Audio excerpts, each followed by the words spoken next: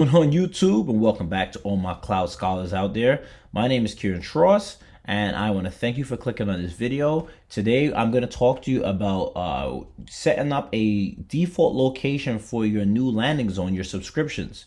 By default, they're all going to fall under the root management group, and then from there the new subscription will inherit all governance conditions. But let's say you want to do something different. Some customers that I faced want to have more restrictive set of controls on their new subscriptions. I've had other customers who somehow, some way, they had people who had access to create subscriptions in their environment. They saw new subscriptions pop up, and they saying, okay, we need to kind of figure out a way to kind of stop this from happening, right? Prevent it from happening. So I want to kind of just go quick to a quick diagram so I can explain and just paint a picture for you. Okay, so what we have on the screen is a quick setup and showing you exactly how we can set up our management groups within your environment. So the first tier, that white box, is your tenant root. And everything that's in green boxes is a management group. So you'll have a application management group, and then you'll have a platform management group, right? On the application side, you see that there's app policies, right? So your applications, and then you also have app tags, and then you may have different subscriptions for your applications, right? And then within those subscriptions, you can do policies within them as well. And then over at the bottom one is your platform management group. And then you have your platform policies, and you have platform tags, and your subscription 3 and subscription 4. But the thing is, when you first set up a go into Azure, by default, what happens is your landing zone is going to really fall within that tenant root. And then from there, you're going to have to move it over and do all these other different stuff. So perhaps, you may set up a management group, and it kind of be landing zone, you call it. And that management group is going to have restrictive policies so that anything that gets created within that environment, right, that management group is now doesn't have access to do anything until you move it to another management group where now you say, okay, I have certain policies, certain things that I want to allow, and it could just be your staging area. Okay, so one of the things you're going to do is we need to make sure that we have the right rights to go into our environment and make these changes. So what we're going to do is we're going to go into our Microsoft Entra ID. And you should have global administrative rights in order to do this.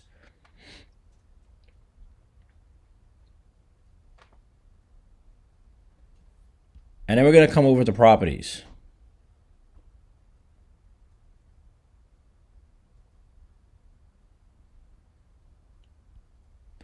So what you need to do in this area is where it says access management for Azure resources, and it has my name. It says Kieran Tross can manage access to all Azure subscriptions and management groups within this tenant, and you click on yes. Now, there may be a time when you're doing this and you're having an issue checking that onto yes, right?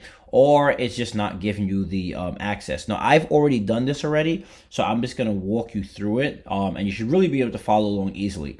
So what you can easily do is you could come up here and you could go to your Cloud Shell, and you could open up your Cloud Shell within your environment. Let that load up for you. And then once you get into your Cloud Shell, what you want to do is I'm going to tell you exactly 2 commands you'll need to run. So you need to assign the owner role on your tenant root group to yourself, right? And then you also need to assign the hierarchy settings administrator role on your tenant root group as well. Now, perhaps one of the reasons why you got here is because if you went to management groups and you went to settings, right now I have a default management group, but if you went to change default management group before, you probably weren't getting this window open up, and you were clicking on certain stuff and you weren't getting the option here. It was grayed out. And the reason why is because you do not have the right settings. So make sure that you go into your environment within your Cloud Shell, right? And you could just log into PowerShell on your computer as well. You don't necessarily have to go into Cloud Shell as long as you log into your Azure environment within PowerShell. And then what you're going to do is you're just going to run this command, right? So new AZ role assignment, and then you put your sign in name. and then you have your global admin account that's in there in parentheses, and then you do dash role definition name, and then you have owner, and then scope, right? Then that's what you'll do. And then down here, you're gonna do new Azure AZ role assignment, sign in name, you put your global admin account name here, and then you do role definition name, hierarchy settings administrator, and then you leave the scope like that. So that's what you're going to be typing in into your environment within your PowerShell, so that this way you have rights. So back over on the management group side, and you probably got to this video because you're trying to click over here and you weren't able to click on it, and you were only able to click on the management groups that you created below. So once you get this done correctly, you'll be able to click within this management group. And then once you're in this management group, you could do access control. And then right here, when you click on role assignments, you should see your stuff show up this way. So you should have owner, hierarchy, settings administrator, and user access administrator should show up there. Once that's all done, and you're seeing it correctly here, you could easily just come back here to your management groups. You could go to your settings, and then here where you change default management group, and then you could change to what you need to change it to. And then this is where mine has the test MG management group, because that's my other management group, and I'm defaulting that. So any new subscriptions get set up, it's gonna create it in that management group. Down here, you have creating new management groups. By default, Azure Active Directory security principals can create new management groups. When the setting is turned on, security principals must have management group right access to create new management groups.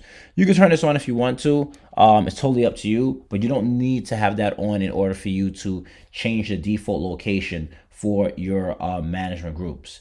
And then that's pretty much it. You know, that's how you go about changing your default management group. I know I was running into that issue myself. Did some research online, and I was able to figure out how to get this whole thing going.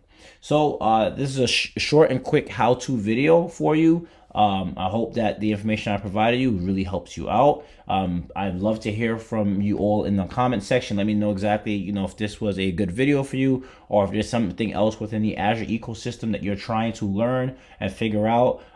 Please, you can shoot me a message at cloudscholarslearning@gmail.com. I'll be more than happy to help you out in that arena as well. So once again, my name is Kieran Tross. If you haven't done so already, please smash that like and subscribe button. Here at Cloud Scholars, my goal is to get you from scholar to consultant, and of course, consultant to expert. Thank you, and see you next time.